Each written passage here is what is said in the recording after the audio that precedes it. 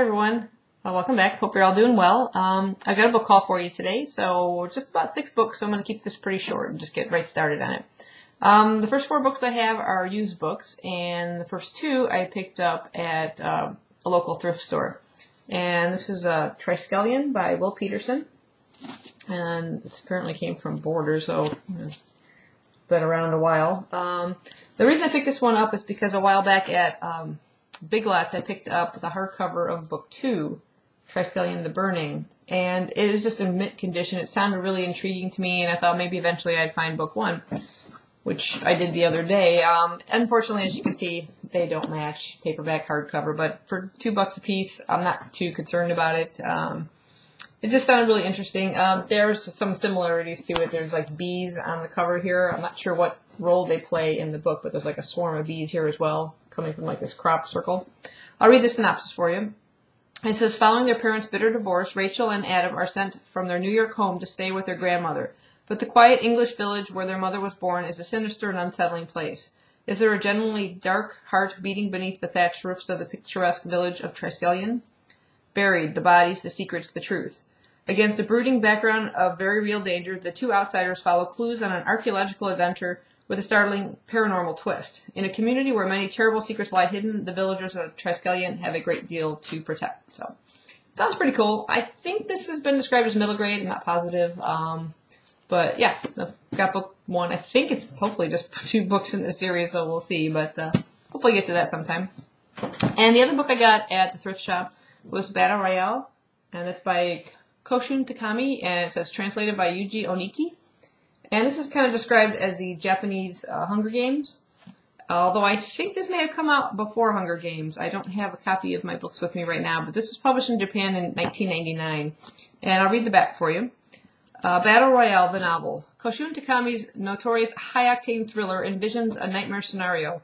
A class of junior high school students is taken to a deserted island where, as part of a ruthless authoritarian program, they are provided arms and forced to kill until only one survivor is left standing. Sound familiar? Criticized as violent exploitation when published in Japan, where it became a runaway bestseller, Battle Royale is a Lord of the Flies for the 21st century, a potent allegory of what it means to be young and barely alive in a dog-eat-dog world. But yeah, kind of the forced to compete in some kind of competition and one left standing. I think the hardest thing about reading this is going to be getting through all the names. Of course, it's hard to pronounce it even when you're just kind of going through in your head. You know, you're going to get stopped by those names. But there's I think at the beginning there's like a list of all the there's the third year class B junior high student list, males and females. There's 21 each, so that's like the whole list of the students. And then at the end of various chapters, it says like so many students remaining. But it's quite a big book. It's like 608 pages, so it's quite a chunk. I hope to get to that sometime, but probably not too soon, I think. The next 2 books I picked up at library sales. This is actually the final Inspector Morse series, which I think is book 13, and it's The Remorseful Day by Colin Dexter. And Inspector Morse is a British TV series, and based on Colin Dexter's works, and I just really love the books are really well written. The earlier ones I think I liked a little bit better, but I just happened to come across this one. I was really surprised. I don't have any of his books anymore in my collection, so for just $2, I was really happy to get a hold of this one. It's got a really neat kind of cover look to it and everything, so I won't really read too much about it. He's just a detective chief inspector with the Thames Valley Police Department, and it's out in Oxford. There's a series that continues now called Inspector Lewis that's on TV, and that was his sergeant at the time for during the series. But it's a really good series if you get a chance to watch it. The books are fantastic. And the next one I got at the library sale was Torment, a Fallen novel. This is book 2 in the Fallen series by Lauren Kate.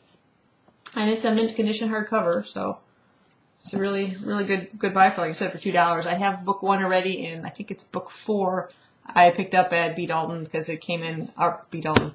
Boy, I went back in time there.